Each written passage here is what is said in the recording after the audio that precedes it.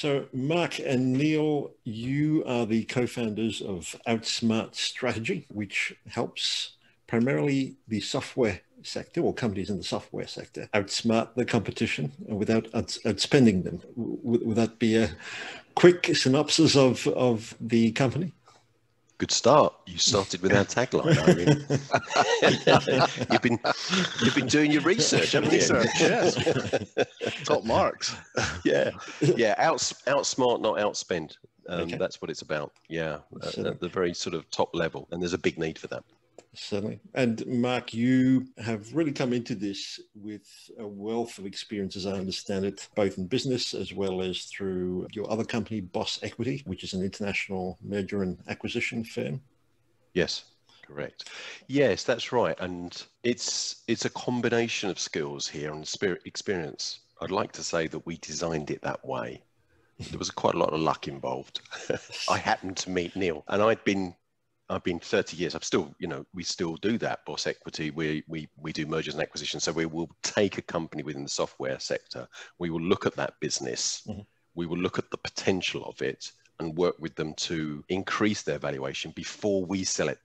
We will then find the buyers. Right. So that's quite an extensive process, and that can sometimes take, 9 months, or it could take 6 years. Mm-hmm. Doing that. But I think what listeners may not be aware of is the fact that by virtue of your past experience and experience with Boss Equity, you've had a bit of an inside look. Yes. Or under the hood look at yes. a lot of companies to see what makes them tick, and have learned the lessons from them, which you now bring to Outsmart Strategy.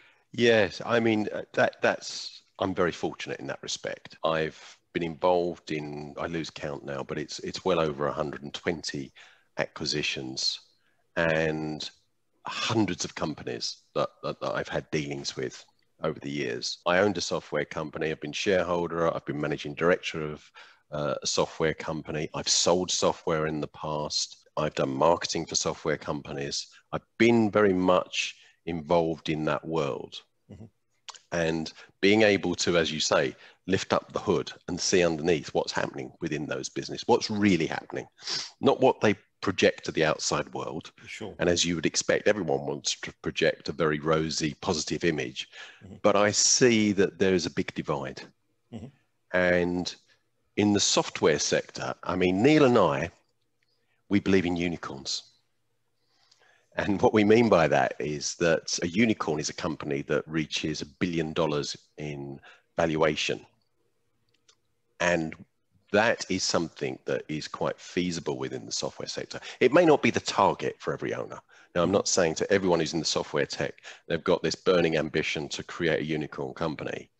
But I think the lessons that can be learned from those companies have been very valuable for us. And our research, so I've got 30 years experience of looking at the companies, seeing what really goes on within those businesses, understanding software technology and the business and the markets and the different sectors, worked in lots of different sectors within software, but then also doing research and saying, of those companies, the 1% of the 1%, those companies, and we've seen companies that go from startup to unicorn in less than a handful of years. I mean, you think about that, $1 billion valuation. How many other types of businesses can do that? Very few. Mm-hmm. And this, I mean, that's a really positive thing. And we want to be able to stimulate that, because when you have a business that grows that quickly, it's usually about innovation, which means it's solving problems, and it's about creating jobs, and it's about creating revenue and bringing in revenue. And all of those things can be very, very positive. So we want to be part of that digital revolution that's happening, but we want to push aside some of the myths and misconceptions that are out there in the marketplace, because this part of the world, this digital revolution and digital marketing, communication, software sector has changed so quickly that it's difficult to keep up. And what we could see was that there was a lot of money being wasted, and there was a lot of potential that was being wasted, and there was a lot of effort from entrepreneurs who have gone out on a limb. When you start a business and you say, I've got an idea, and you turn that idea into something a reality, and then you really are gambling, because the stats on creating a business that lasts beyond 3 years, you're talking about a very small percentage. Most businesses go bust, and to be able to do that, and I've dealt with so many founders and senior executives. Tough job. There's a lot of stresses, and they feel a lot of responsibility, because it's not just them and the money that they may have invested or their investors' money. It's all of the people that, their income is dependent on it, and their families. It can have a really big knock-on effect. And I've seen people suffering from stress because of that. In fact, I do a podcast myself called Boss It, and a couple of times I've brought in sort of experts around, handling stress, because it can be very, very stressful. And it's made even more stressful if you're not growing quickly enough. Certainly. So, yeah, I mean, that was quite a sort of a long introduction. It was a little about my side, but I think also important is to sort of talk about the other side, the other half of Outsmart, which is Neil. And I said it's about the combination of our two skills. So mine is very much upon the experience in software sector, the practical experience of just doing this for a long time, being able to see under the hood what's going on with these companies, and that study, which we call the Bamboo Report. But then we add the science. So it's probably best if Neil was to introduce himself. Certainly. And Neil, as I understand this, and correct me if I'm wrong, you have a background in cognitive psychology and a research type background, or academics? Yes. Yeah, initially I was in the commercial wing of Warwick University here in the UK. And in that role, I was given the responsibility to take professorial and doctorate level knowledge and put that into the workforce at Jaguar Land Rover. So, down on the shop floor. So you've got a huge leap in intrinsic knowledge, how much the professor knows, how much the guys on the workforce know. So my background took me, that difficult job took me to cognitive load theory, and dedicated a number of years to becoming very efficient and effective in applying cognitive load. And in a nutshell, cognitive load is just, how does your brain process information? Right. How does it accept it, process it, remember it, recall it, actively using it? And the attraction for me for cognitive load was, it's an applied science. I'm not really into theoretical science. I like science that's based on really experiential stuff. It's derived from mass experiments, etc. So I took that's a cognitive load. I've applied it commercially for 20 years across a number of businesses. Anything that needs knowledge or information transferred, cognitive load can optimize. It's a way of reducing the overload that we're experiencing by actually designing out that overload. So what I find, when I coincidentally met Mark through a client I was working with, we immediately had common ground. There was certain aspects of the approach to communicating and positioning and strategy that we just went, yeah, this is good stuff. So Mark was sitting talking to me about the instinctual learning and insights that he'd gained from looking underneath the hood of all these companies. And what I was doing was, I was going, yeah, well, the science behind that is this. So the reason that works really well is hard science proves that this is the case. Sure. Yeah. So we've had 2 years of absolute deep dive, pull things apart, question some of the normal tactical behaviors that go on in marketing, and also bringing in this Bamboo report, what we're taking off the sort of top 1 to 2% of these companies, and this is continuing research, so we're still looking at what these companies are doing, is we're taking the very best of what they do in communications and the way they interact with their customers, their experience of the customers, and using that to actually create something exceptional. And only recently we've decided that it's now made most of the traditional marketing that's going on obsolete. Okay. Yeah, I mean, this methodology we call competitive space, and it's about working with our client so that they can create their unique competitive space. And it's about codifying and engineering success for them so they can get greater growth. But at the same time, what we're doing is we're really wanting to quash some of these myths out there that people are following.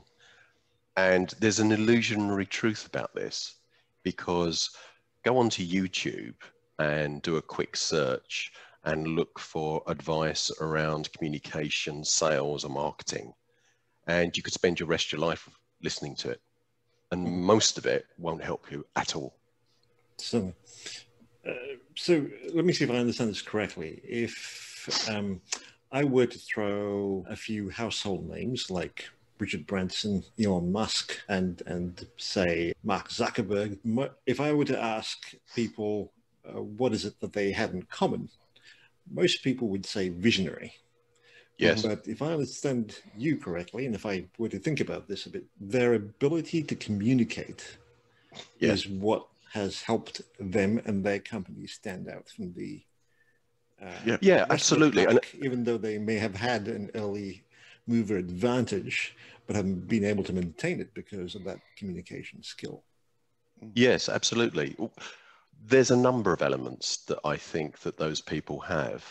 And I think that some people are fortunate in that they instinctively know the right thing to do. I think over the years, they can probably talk about some aspects, but I think that there's probably things that they just do and they don't even think about it, but it really works. Mm-hmm. One thing that they've all got in common, they're all three people that you mentioned are all very different, but they're all a personality that we could describe. Yes. Very, very different. Right. Now, that is one of the elements that we have in what we call our competitive space wheel, which is personality. Mm-hmm. So when you think of Richard Branson, you have an image in your head. You have an understanding about them. If you say Elon Musk, it's very different to Zuckerberg, but you have that image in your head. And what it does is it gives you a certain amount of confidence. Whether you like them or not, you know what you get. If you invited Mark Zuckerberg onto this podcast, you know what you're going to get. You're not going to get an extrovert, but you know what you're going to get. If you got Elon Musk on there, you're going to get somebody who's going to, you don't know what he's going to say. He can be quite controversial. Probably going to drive a truck through your back wall just to make a point. Yeah. Yeah, that's right. Yeah. If you've got Richard Branson on, you've got a very bubbly, bouncy character who just goes out there. But I think the interesting thing is, I mean, Neil and I, we've never sort of discussed it from this perspective. So you stimulated something there, is that another element within our competitive space, we'll perhaps we'll bring it up a bit later, is truth. A lot of communication is based around lies, unfortunately, or hype, or clickbait. Exaggeration, exaggeration, and what that does is it builds mistrust. That's really, really important. You think of it. If you've got a group of friends and you've got somebody there that you know that typically lies, your attitude towards them is not going to be that great. I mean, we've all had it. You know, you have people who tend to exaggerate a little bit, and we tend to excuse that. But if they consistently lied to you, I think it's more difficult to maintain a relationship with them. Yet businesses do that all the time. Yeah. The ultimate, the best, the most, successful. Yeah. Marketing is full of those hyperboles. In fact, we have a long, long list of cliched phrases that people recognize and go, oops, I do that. I use those phrases. And people are blind to them now. They no longer see them. They used to stand out when they were first used. But nowadays, everybody claims that. Everybody says we're this. We've got the ultimate in customer service. And I think one of the things that Mark and I love doing is, well, who's going to put on their website, we have really pathetic customer service? Yes, that's right. If they did, they'd stand out because everybody else is claiming the best. Yeah. The interesting thing is if you follow the herd, you do not have any competitive space. So if you do what everybody else is doing, words, visuals, interactions, and you copy, you're always part of the herd, and it's almost by chance that you're picked, and you're increasing the competitive density that you're operating in. What we love to do is just lift them out of that completely, remove them from that very dense space and plonk them in a new category, a new area with different words, different ways of communicating that are just simple and effective and science-based. Mm-hmm. But I think at the same time, we're not ridiculing people because they've done that, because I think it's very understandable. Being part of the herd is safety. Safe, yep. That's why animals instinctively do that. You stay within the herd and then you're less likely to become prey. But in the business world, you need to be able to stand out. You need to have clarity and understanding, and you need to be, you know, I think even more so now going forward, what we've seen in the past is that the innovators have been in a very strong position. And I think innovation is going to be very important, and we're seeing a lot of that at the moment. We're going through the most innovative period probably in human history. Mm-hmm. But I think that there's rising importance of the communicators. Would I be correct in saying that behind this ability to communicate and come across as being fairly passionate about the things that they're doing and certainly the innovation that some of these companies are making lies an absolute commitment to the overall mission and cause that they're that they're aligned to and bought into? Yes, but I'm tentative about going down that path, mm-hmm. because I think that we could end up sounding a little bit cliched and sound a bit like Simon Sinek and the power of why. Now, I suppose I mean I'm being truthful. I tend to be quite outspoken, and both of us are very passionate about competitive space and what we've developed because we're seeing the evidence of what it can do, and it's shocked us. I mean, you create a methodology and we've built in the different layers and we've looked at this from all different angles, and then we've gone, wow, look at this. This really does make what's gone before obsolete and what people are doing obsolete. But in making that statement, we're in danger almost of becoming and sounding like some of the things that we say you shouldn't do about saying we are the best, we are the leading. It can almost sound like bragging. You know what I mean? We talk about behaving as you would want to behave at maybe a party, a networking party. And if you meet somebody for the first time and they say, I'm the best in the world, and they're talking about themselves and all this sort of hyperbole, you're probably going to start looking over their shoulder to try and find somebody else to talk to fairly quickly. Mm-hmm. You know, or if they just talk at you, we're using technical terms and at a level that just means very little to you. Again, you're going to be looking around the room thinking, how can I get out of this one? We've all experienced that. Mm-hmm. You know, communication should be two-way. So I've got to be really careful there. But I think where your question was leading was around finding the core truth, and that is a slice of the answer, but it's such a small slice. My criticism, I suppose, in a way is, and I'm not meaning to criticize Simon Sinek, because I think what he did was he took an idea and he presented it brilliantly. It wasn't his idea, and that's fine. And I don't discredit him in any way because of that, because he just did it better. Mm-hmm. But that one idea and the way that he presented it captured the attention of a lot of people in the business world. And it's become a little bit of a mantra. And now we're seeing people repeating it over and over again. But my question then would be, so how'd you do that? How'd you take that idea and how'd you implement it? And then things start to get a little bit foggy. Well, we've done all of that. We've looked at those elements, and we actually reverse engineered things. We looked at the common problems, perceived problems, and what we really dug down to say, actually, the causal problems are this. And then we reversed it back to the solutions. Mm-hmm. And then the framework or the methodology was built upon that. And that was the best few days' work we ever did, right at the very start. Excellent. Okay. Every time we have a new problem thrown at us, And it's very it can be difficult for us sometimes. You get too immersed into the detail. Neil and I go, oh, hang on a minute, let's take ourselves back to the core of what this is about, and our competitive space will. And we say, where's the causal problem? And it's there. Right. It's there. It gives you the answer. So there are lots of things out, and I'm talking specifically because, you know, my experience has been predominantly the software sector. I'd been in other areas of business before that. And I speak to a lot of people in other areas, but that's our focus. But there are sort of these myths and ideas that they just aren't enough alone, or they're just wrong, or they just don't give you anything. It's just a concept.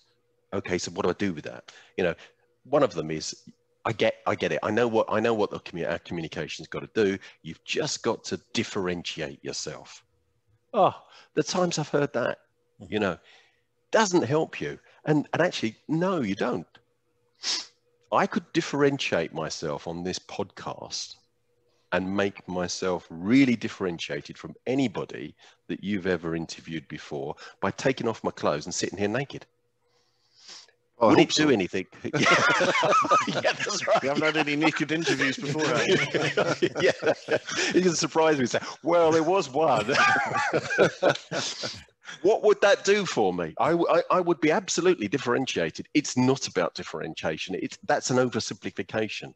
I mean, one of the other phrases that used to drive me crazy, and I hear people repeat time and time again, what you've got to do is you've got to work with the prospect, feel, felt, found. Oh, you know, and it becomes a bit of a mantra, and it's repeated over and over again, these things, and it becomes an illusionary truth. Because you hear it from lots of different sources, people believe it to be true. And then they act upon that premise. And guess what? They spend money on communication, and it doesn't bring them the results that they want. Any communication will work to a degree, but the majority of the work that I'd seen working with clients, and that really affected me, especially when you're thinking about an M&A sale, is I'm wanting that company to perform and become more and more efficient and to grow quickly. And I saw my clients were working with their marketing people and their sales people and throwing money at it, or they weren't. And that's another area we've got to cover. It's a really important one. In the software sector, they weren't throwing money at it. You do need money, but they were doing it internally, or they were going to outside digital marketing and advertising agencies. And a lot of the time it wasn't working. So they're spending money and it wasn't working. And that hits the bottom line.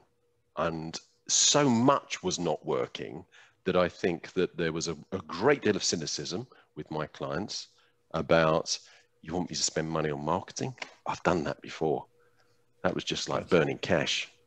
I'm not comfortable with that. And remember, a lot of these guys, they're technologists. They're computer scientists. They're engineers. That world of communication and marketing, that's sort of fluffy stuff to them. So there's a psychological layer that needs to be thought about here. And we thought, yeah, you don't fight against that. You've got to be able to see it from their perspective. They're right. When they're in the computer world and they're programming, that's something that they understand and it's predictable. And when it's not, they can go and fix it. When they're throwing money at marketing and it's just not working, the problem is that it's not a 0 or a 1 with marketing. Is any form of communication will work to a degree. Yep. You know, if you've got a small company, I could say to you, I can guarantee that I can generate leads for you. We'll just throw 5 million at it.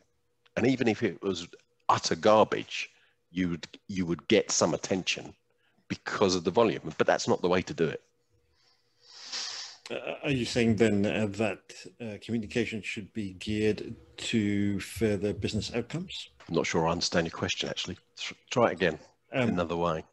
In other words, the aim of any communication, be it sales, marketing, should really be to further a business outcome, as opposed to being more of a creative exercise, which is more results focused than business outcome focused. No, No, definitely. I think one of the aspects that we talk about is you need a creative leap in your communication. You do need creativity. You need creatives. And we work with a client over a fairly short period of time, typically 2 months, and we will inject that creativity and we will set them on the right path, and we will create the structure. And what we'll also enable them to do is to be more effective by doing less. The less is more. Okay. Yeah. But there's a big element of creativity. As regards, is it focused towards business objectives? Yes, it is. I mean, ultimately, it's focused upon increasing revenue efficiently, generating leads. You need to be able to communicate to a large number. That's the definition of marketing, is first of all, gain their attention, communicate to a large number of people to generate leads that can be passed to your salespeople or your sales process. And then during the sales process, and there may be a section in between, which is the nurturing, so sort of marketing, nurturing, and then sales. In your sales process, that's more of a one-to-one process. So you need to feed your sales engine, whether that's salespeople or, as we sometimes see, there are software companies that don't have, and especially at the moment, traditional salespeople who are going out to meet people face-to-face. They may have internal telesales people or internal business development software people, or on a few occasions, there are soft SaaS companies that are selling from their website, but there's still a sales process. Yeah. So, could you walk us through the process with perhaps an example, so it'd be a little easier to wrap our heads around the concepts? Yes, there's a lot to throw at you, actually. But it might help is we'll talk a bit about, well, the iceberg. Well, I've been speaking for a while, Neil. People get fed up listening to my voice.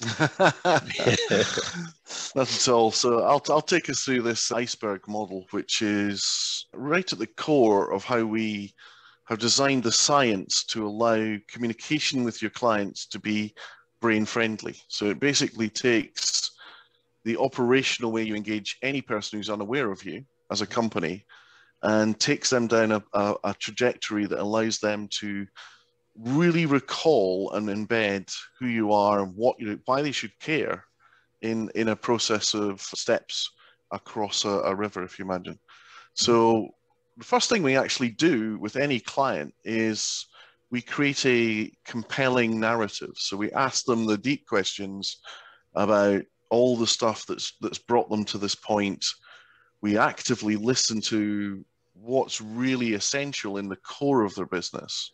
So those values that drew them to found the business, some of that vision that you mentioned as well. We don't necessarily agree with mission statements as per se, but the idea of what really drives them from their heart, their passion. And that narrative starts where they formed, where did they start? What was those founding principles, the drive that made them take the risky leap, the dangerous step into it? And it takes us through in a story, in a human story, to where they are now and gives an element of where they may be going in the future. And it's very important to understand a narrative is that, because it allows a reader to go, I understand where you came from, I understand where you are now, I will appreciate the direction of travel. And that engages people. From that narrative... I was just going to say, sorry, as part of that narrative, what we're also doing is what we call painting the vista for the prospect.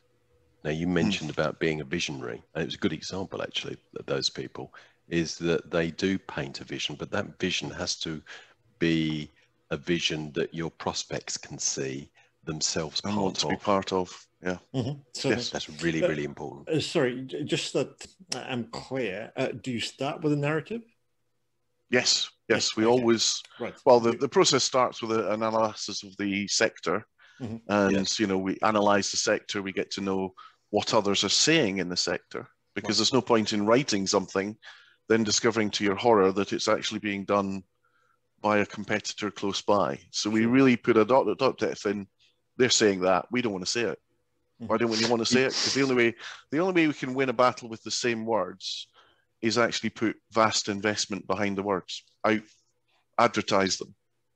So again, just to be clear, let's say I was in sales and had a problem using CRMs, and that CRMs are a great tool, but as a salesperson, it's just a headache. I've got to do all this data entry, which takes away my time and energy when I should really be focused on talking to people and closing sales. So I develop a solution where all that data entry that's been a headache is solved. Does that mean I should not call it a CRM, but something else? Or do I just position it as, this is the problem that I encountered? My CRM's a bit different because it's really interesting point you're raising there, because we've actually had a recent client that had this issue. They really grabbed onto competitive space. They really were 100%. They were saying our stuff back to us when they came to us. Right. You know, we want to be memorable. We want to gain attention. They were just fantastic. But one of the things that they were keen not to do was use the phrase decision making. Isn't that correct, Mark? They really didn't like the use of decision making because everyone was using it. Right. And the interesting thing is we called them out on it a little bit, because if you are a CRM system or a decision making system, you have to say that's what we do. But everything else you say about it, that frame is important to say we operate in this area. This is where our solutions are. These are the outcomes we can generate from that frame around the canvas. The key thing is you've got utter freedom on the words you choose to describe that, your version of that. I'm out there and I'm going to use words that don't connect. You can get into a sticky problem because they're like, what do you sell then? So eventually you come back to, I sell a CRM system. Yeah. Neil and I are very close. We might be having one of our debates that we have, which is always very healthy, because I agree with the points that Neil's made there. In the specific example that you're talking about, CRM, I mean, because it's software, you know, I've seen the progression of software, particularly CRM, and what's happened. That's evolved. CRM is a very, very crowded market. And the perception, and this is where you've got to be able to get into the heads of your users and the people that are going to be buying your solution. And the perception for most salespeople is it's an administrative chore that's used to check up on me and is often used as a stick to beat me, because I can then be told that I'm not doing something. And to be honest with you, early versions of CRM were just that, or that's how it was a tool, and that's how it was often used. It started as a database that you have to have your customers and prospects records housed somewhere. So it was a database. And then they came up with this customer relationship management term. But actually CRM, you'll see there's companies like HubSpot, for instance, and it's sort of morphed into marketing automation, which is sort of a broader aspect of this, which means that from the point of somebody first gaining attention, right the way through to they become a customer and beyond, we have one solution that can help make that process easier and faster and more efficient. So if I'm wanting to appeal to the salesman, it perhaps would be, and obviously, you know, creating a narrative on the fly like this is not the way to do it. It takes quite a bit of time. But to give you an example, would be, you know, in the past, you probably hate CRM because it takes time and you just want to sell. What we've done is using artificial intelligence, we've done the data capture for you, the administrative chores are handled for you, so you can make more sales and you can win, get more commission.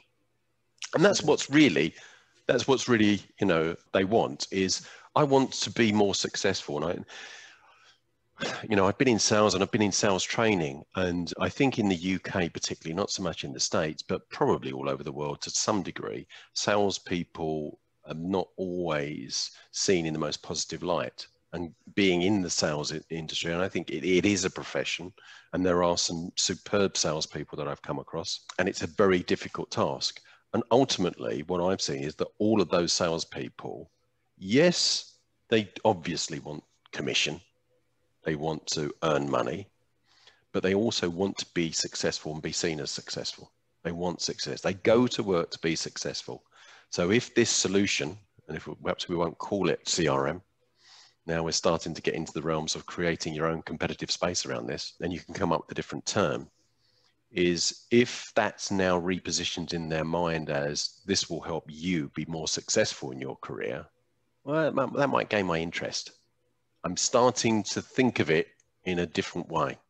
Whereas, you know, if we've got lots of salespeople listening to this call now, and you mentioned CRM, they probably, their shoulders droop and they think, oh God, you know, it's not always positive, but it could be so much better. And that often, you know, I think a lot of the previous versions of lots of different types of software was not great because it was written by a lot of techies in a dark room, you know, who watched Star Trek at the weekend. Sorry, guys, I'm just joking. But they're not really in that world. Now, if you have a 20-year veteran salesman who then get involved in creating a CRM, he'll say to you, I don't want any of that. I don't want to spend my time doing that. That's a waste of time. These are the things that are really critical, and design a solution around that. Now you might have something. Now you might have something, a winning formula. Certainly. So as you were saying that, I couldn't help but think of Drift, which is essentially a live chat solution. But I think they may have followed a similar process to what you were just talking about, and they created a name for themselves by using the term conversational marketing, which is what they are now known for, and have created a bit of a space, or as they call it, a category. Yes. Wherein they dominate that entire space. Yeah, conversational marketing. I like the conversational part. I think in our world, in the software tech, marketing is associated with a lot of negative things. Mm-hmm. So if they were selling into this sector, I probably would suggest they drop that part. But I think the idea is probably got some merit. Certainly. You see, we have feelings and emotions that are created by association of words. There are lots of words that will create emotion. It may be different in different people, but you can see certain sectors where it will affect people in a certain way. You know, if I was to say Trump, we're all going to get a certain emotion. Certainly. Gentlemen, I'm just conscious of time. Do we need to do a hard stop fairly soon? Or are you we're okay. We've cleared our diaries for you. Mm-hmm. So okay. you lead the way. No worries. We could literally talk all day and all tomorrow on this subject. I'm because sure we could. You lead it. So I think we were talking about narratives and forming, or starting there. Yes. Where would you go once you've established that origin story, as I would call it, and know a bit of their history and have done the research in the before you go any further, we wouldn't call it an origin story. Sure. The problem in calling it an origin story is you end up with something along the lines of, we started our business in 2002 where there were 3 employees. By 2003 we were up to 15 employees, and we were now starting to think about SaaS. Then we moved our headquarters to Leicester, and that becomes an origin story. Mm-hmm. I've got no interest in that. It's all about them. And again, you know, that may not be your definition of an origin story, but that tends to be my association. So we wouldn't say that. Remember, what we're about is ultimately creating and painting the vista for our prospects. It's all about them, seeing through their eyes, mm-hmm. of what they can have. Yes, it will incorporate some elements about us because, you know, you introduced us, and I spoke about my background of 30 years in the software sector on the M&A side, and Neil spoke about his cognitive science background and academic background, which would be different as if we said, you know, we've been running a bar in Madrid for the last 10 years, and we thought we'd go into this sector because it sounded like fun. You'd have a different perception about us. Yeah. Yeah. Certainly. So So it's a narrative in order to be able to paint that vista. Mm-hmm. And then from that, you've got to really dig down into the truth of your business to really understand what it is that you do truthfully that is of greatest benefit to the target market that you're selecting. And you have to think carefully about who your target market is, because quite often we see where people are selling into a sector because of circumstance, but actually they've not identified who are their ideal customers. And as a consequence, if you've got a group over here that would be, if you say to somebody, who would be your ideal customer, and they start describing them, quite often you say, but you're selling to these people. Yeah, well, that's because this and this and this happened. Well, if you really say that these people are going to be your ideal customer, then communicate in a way that's going to be attractive to them. Mm-hmm. And that's the important thing. So what we do is we pull out of that to find those key themes that are going to be attractive to that group of ideal customers. And you will have stories around that as well.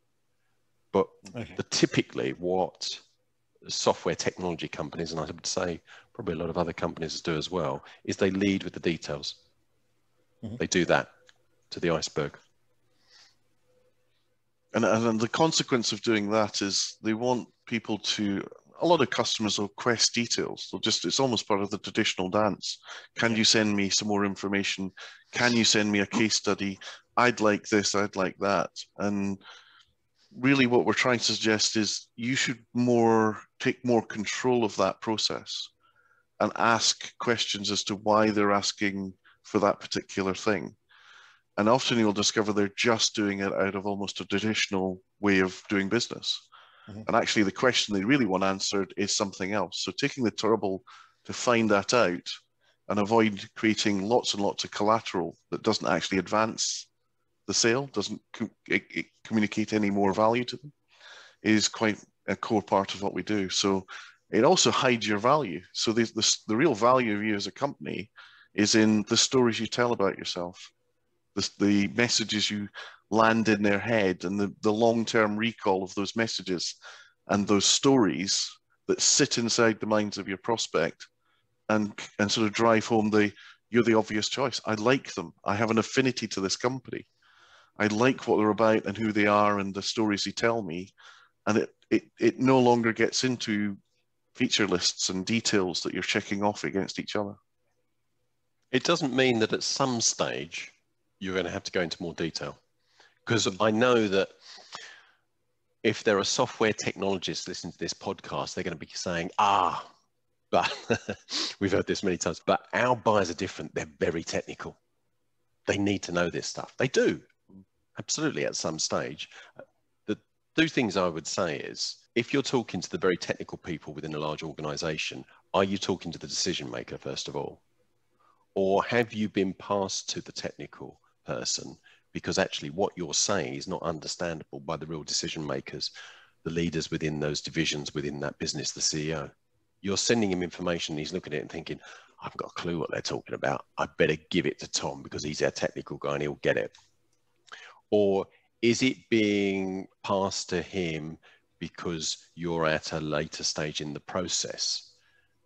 That could be an aspect of it. But ultimately, that technical person is still a human being. And what all of this has been based around is communication to human beings.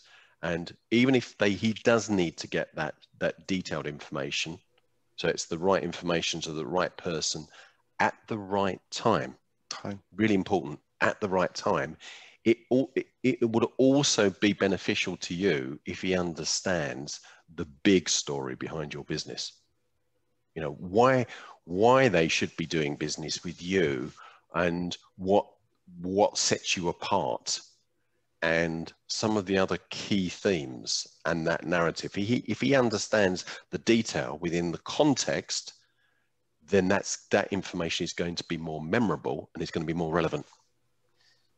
Okay. Giving the right information to the right person at the right time. Yes. There's a lot in there, at least in my mind. How would you go about unpacking that? Well, Actually, Neil, keep the slides up, because I think it's probably just worth, if we just finish going through the iceberg, and I think we'll be able to sort of explain that, which is, so what we're saying there is only give details when they are qualified, the right person at the right time. Avoid overloading them with a lot of information. Have you got the part of the emotional? Yeah. Okay. Yeah. So it's dual processors. Yeah. Yeah. So sorry. I mean, part of it is about, you need to be able to gain attention. That's one of the first elements that you need within a busy marketplace where there are lots of people offering solutions. You've got to be able to gain attention. If you can't gain attention, then nothing else that you do matters. Nothing. Doesn't matter how, you could have the world's greatest piece of software that's ever been written by a country mile. If you can't gain attention, it's like the tree that falls in the forest that no one hears. It just doesn't matter.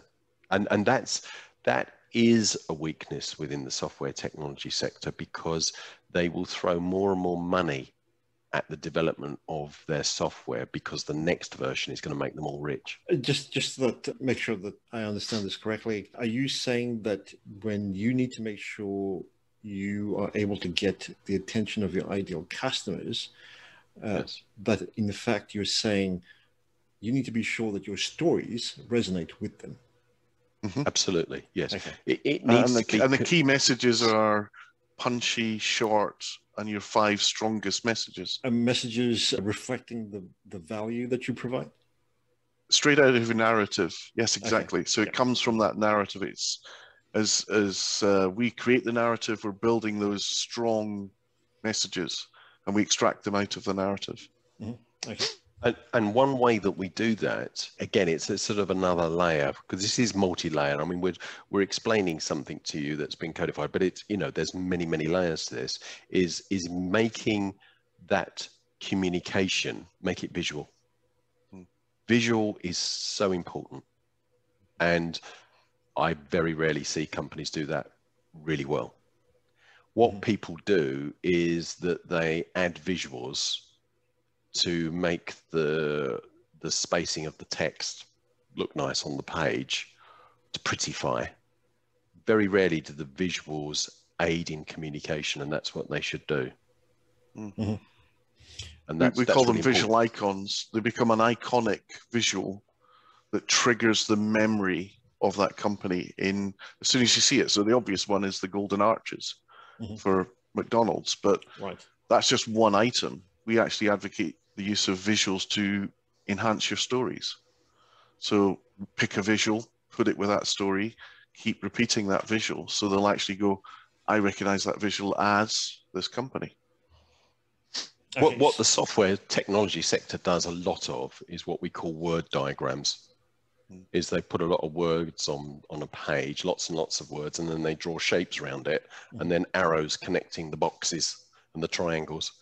And it just is confusing. It's totally confusing for people. Doesn't really make a lot of sense. You've got to be able to communicate very, very effectively. I mean, if you go onto our website, one of the images that we have, I had this up here on here, is about gaining attention. So we wanted to have a visual image that helped communicate that, even without words. And people can have a look at it if you look at outsmartstrategy.com. But you will see, and I think if you can see that on here, it goes through. We've got the cat with the megaphone, with the roaring lion. Gain attention. Immediately, very, very quickly, much faster than you can read those words. But if you've got a compelling image that started to communicate an idea, and you'll probably then take the time to read the words. The words are important, but it's the combination of the two that makes that powerful message. And most people, they just don't understand the science behind that. And there is a science. I mean, and we were just lucky because Neil is a very talented graphic artist, and I'm a photographer. I mean, I've always got a camera with me. I've got one here, you know. Genuinely. And I've been doing it for years and years and years, and I've been fascinated by what makes a great image.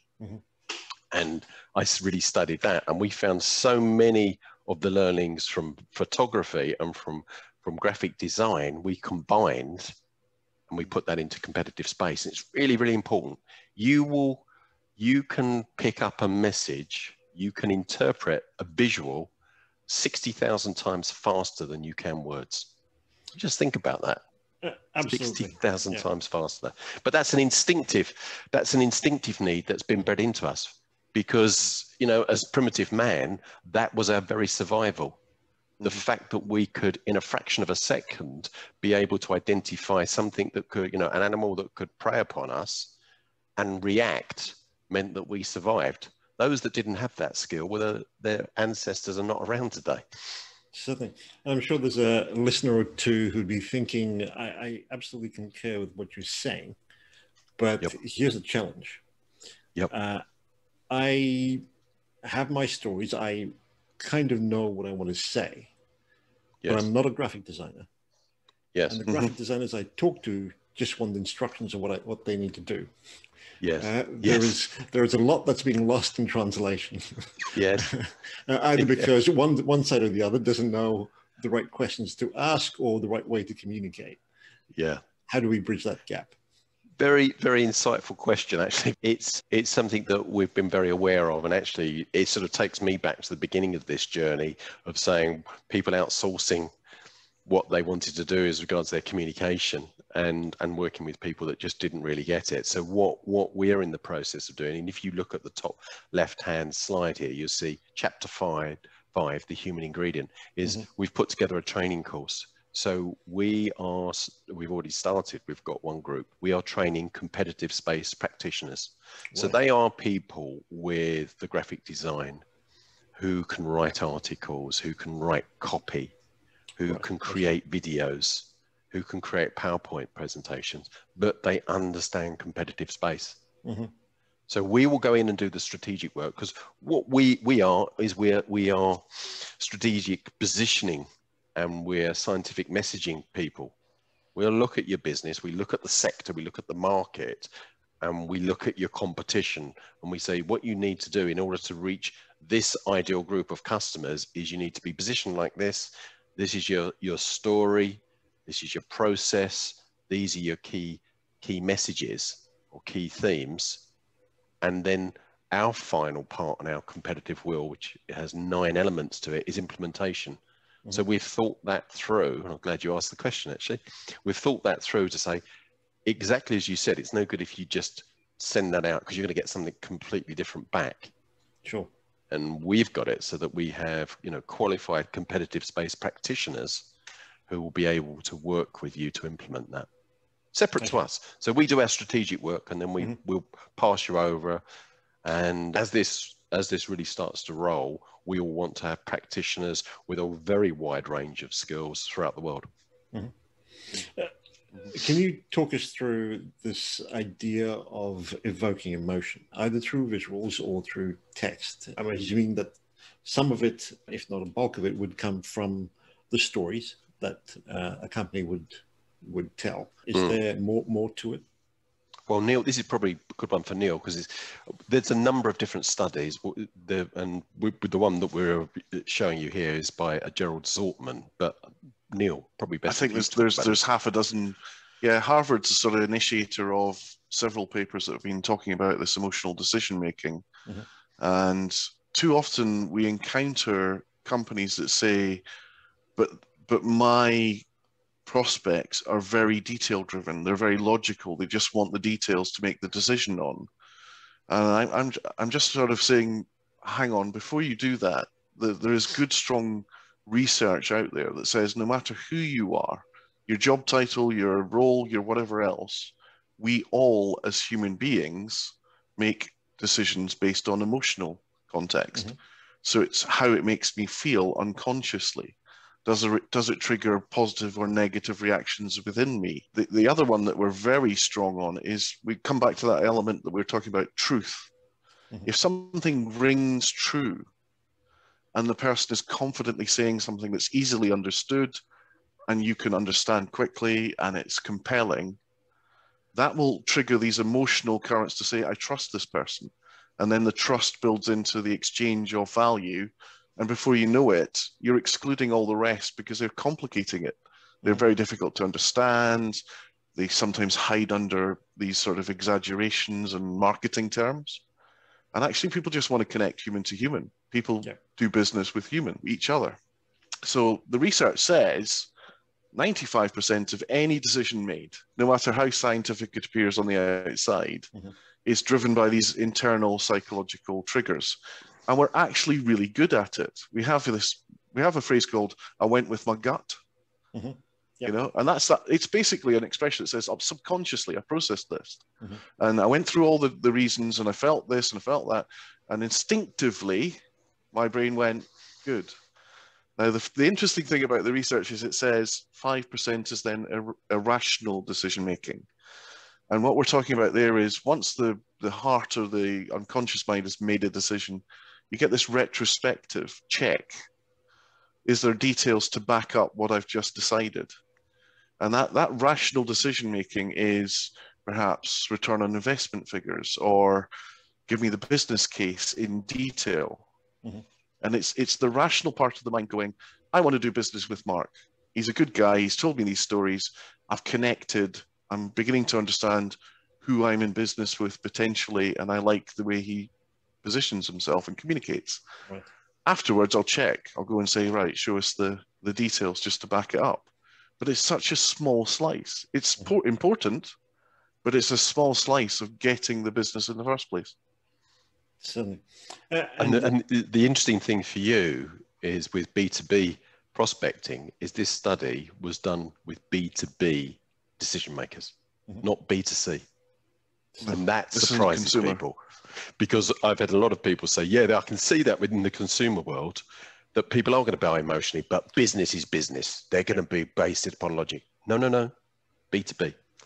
Certainly. Is there a way to check that you're actually conveying the right kinds of emotions as opposed to kind of throwing spaghetti out there and hoping that you get the right sort of emotional reaction? Tough question. It's a really interesting question because psychology is chapter 5 in our training.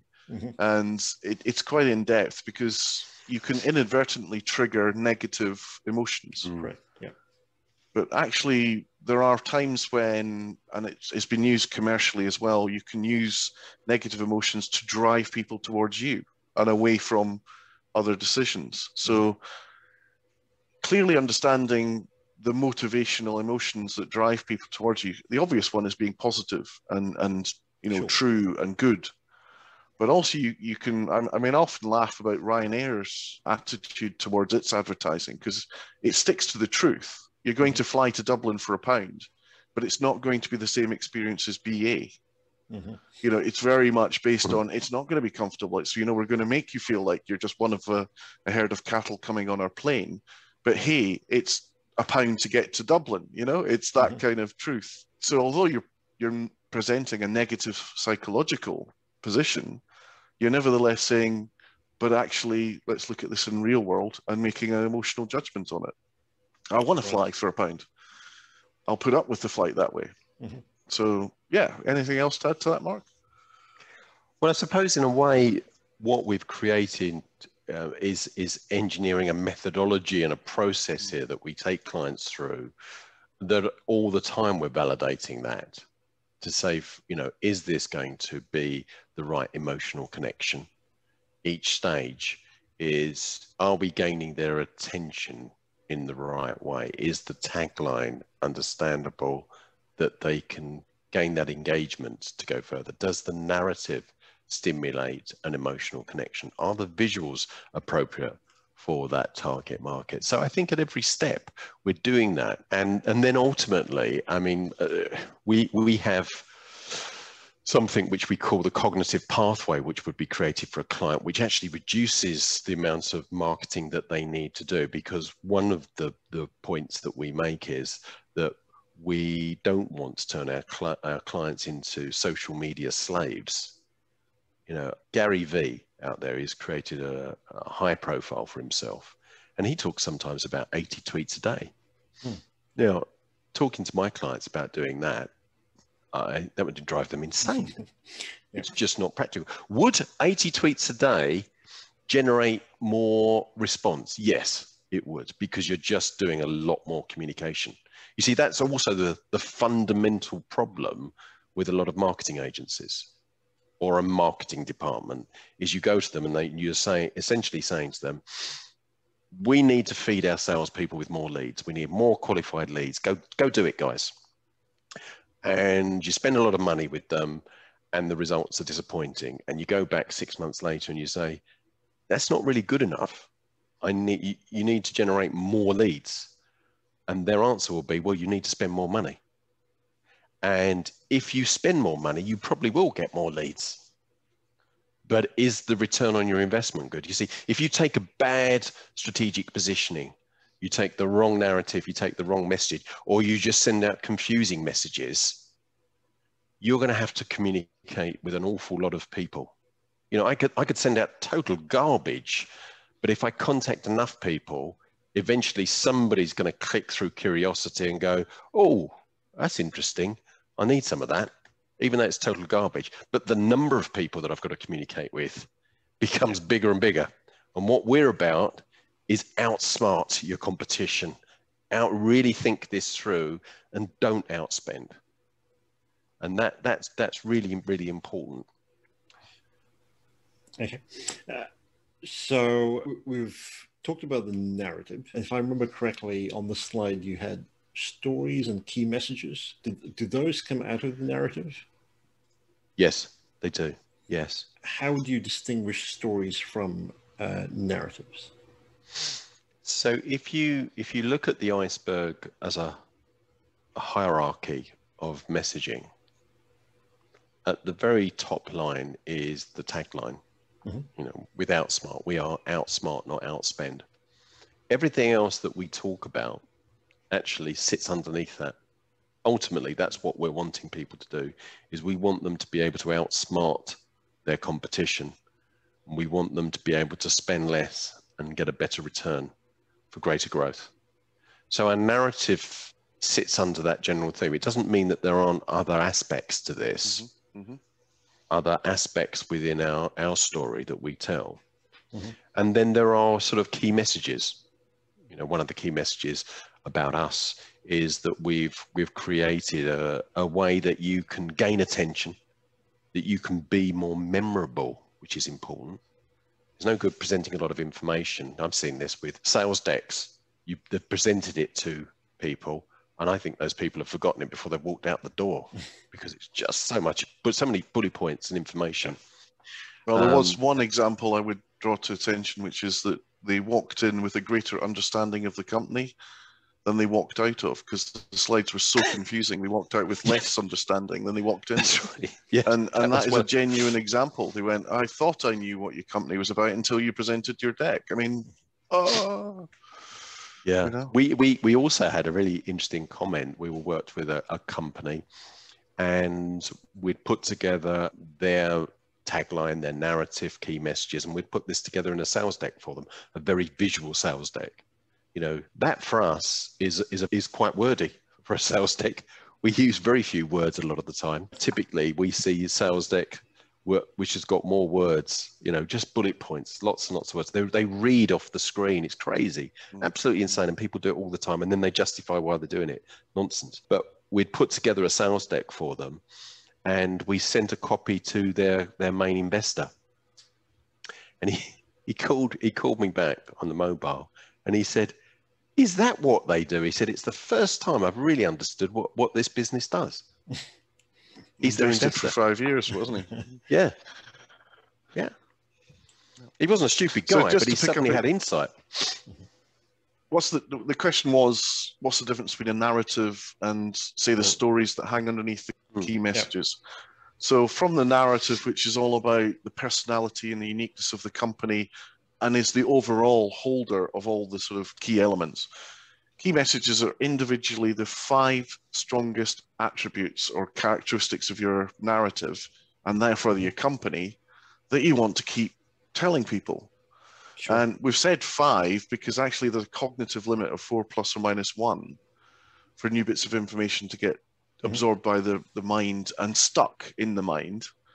And the other aspect of why we don't have more than 5 messages is, why would you say, if you're playing a 5-a-side football match, put out your first 5 key messages and then do what people do in the normal tactical sense, write another 5 articles about something lesser by putting out your B team. And then eventually they end up with the D team, you know, a whole bunch of people that pulled out of the pub just to play for the thing. So the 5 key messages are your 5 strongest, compelling, you know, aspects of your story.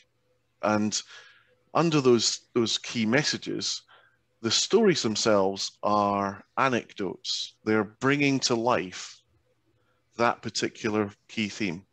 So there's something that says, we will gain you attention for us. And then we'll tell a story about how we gained attention for a company. And then we'll demonstrate some element of gaining attention, a inside secret or something like that, but tell it as a story. Right. Everything below that is details. Everything below those stories is detail. With stories, would I be right in saying that you would continue to add to your repertoire as you work with clients and learn more about their use cases and successes? So yes, a brilliant observation. What we're not advocating is that you go and find another title and another theme. You just keep updating and refreshing those key strengths, the themes, with a new story from this week. So one of the things that we actively encourage is the sales force to bring these stories back from the front line with the clients and bring those into the storytelling you're putting on your website or your social media. So the stories become how you engage people. You know, just last week we were on site and we did this for this client, and the result was, and you know, make it as natural and conversational as possible. What we're really against is there's a very clear division between business language as you write it and marketing as you write it, and the way you actually explain it conversationally.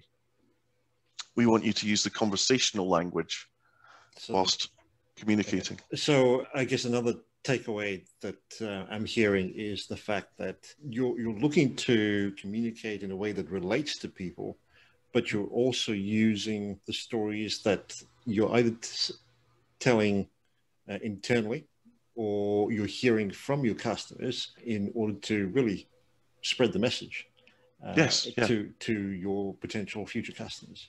It must resonate with them. Okay. What you actually want, and this happens for the 3 figureheads that you picked out, is people tell stories about Elon Musk.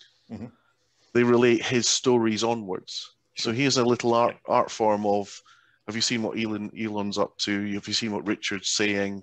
But they keep it simple, on message, as part of their overall unique personality. And people tell those stories. And what you're getting is free advertising. You know, people communicating that story onwards. And the other aspect, if you keep it simple and they actually understand it correctly the first time, they don't become unreliable narrators of your story. So by that, I mean, they say it exactly right. No Chinese whispers. And suddenly you don't even recognize how somebody's describing your company, you know, because the complexity you did in the first case, nobody understood it. So they're relating, you know, that confusion. We've got a tool that we use, which is called a cognitive pathway. And that enables you, or it enables your prospect. So it's something that we give to you, which enables your prospect to be able to self-service and get to understand your company, you, and what it is that you do, and answer the questions that they will need answering whenever you're going to make a decision about buying something. There are cognitive stages that you need to pass through, and that doesn't matter whether you're buying sugar or if you're buying, you know, a multi-million software enterprise solution. Those stages are still the same. It's traveled through at a different pace, and we provide this cognitive pathway in a consistent way so that they can self-service the information at a rate that they as an individual can digest, and in a way that they want to receive it, because we are all different and we've got different senses that we may prefer to absorb information. So this is taking this conversation to a different level, but I'll keep it sort of at a high level, is some people are very auditory. Some people are very visual. Some people will like to read. Some people are very visual in the way that they will like to sort of create a map. A lot of people do that. They sort of create a model in their head of the vista that they're now starting to see. And by creating this cognitive pathway with skill, they start to see themselves in the future with the service or with the product that you provide, to the extent that they no longer just need it, they want it. They want it, yeah. Mm-hmm. And they've made that emotional link. They've made the emotional link with you and your company. It's resonated what you've been saying to them. They've understood. Really important, and you can see that on that slide. You know, some of the elements that we've been talking about today is actually, I can't see the right hand side of the wheel because we've got our pictures, but it's about the positioning. It's about personality. What's the one on that's at 3 o'clock? I can't remember. Attention, Mark. Attention. I can't see that. Yeah, attention, which we spoke about. Those videos are there. Yeah. It need to be compelling. Yeah. Understood is clearly one of the essential parts. If you're not understood, there's just no chance. One of the ones that we were when we did this, so just to bring back the history of this, Mark and I looked at a huge long list of all the problems B2B software companies face communicating with the world, getting the message out, getting it stuck. And having looked at all of those problems, we categorized it strategically. Mm-hmm. So out of that, and quite powerfully, dropped this thing about credibility. Having a sense of being very credible in a marketplace, particularly if you start to examine relationships with, say, bigger companies where you don't lose your job if you go and buy IBM, but you feel like you might do if you go with a startup innovative company that happens to have a better solution, but hasn't got, quote unquote, the credibility of the safe bet of the big company. So we split credibility into two factors. One is borrowed credibility, where you go out and you actively seek companies whose logos you can put on your website. And by that, you're saying, they've bought me, I'm borrowing their credibility to say you should buy me too. There's a big caveat with that, though. Yeah. You want to jump in? Yeah. Yeah, I'm just going to say that we don't say that you shouldn't do that, but I think that you should do that with eyes wide open. First of all, and I'm talking specifically about software technology here, nearly all of your competitors will do exactly the same, and they'll have their own set of logos. The potential downside is that if you're doing that and you're thinking that that gives you the opportunity to penetrate a particular niche sector, it might actually turn people off. We're working with your closest competitor. We've been doing it for years and years. They love us. We want you to do business with us. Well, actually, because you're doing business with my closest competitor, I don't want to go anywhere near you because I've got concerns now. One is I'm just going to be matching what they do. And secondly, you've got a relationship. There might be a transference of information here. So it could actually turn them off. And you just got to think that one through. But the other thing is, if everyone's doing it, does it make you stand out? Your own competitive space? Probably not. Yeah. So the other type of credibility I just touch on is the one that's perhaps more powerful and under your own control is your own credibility.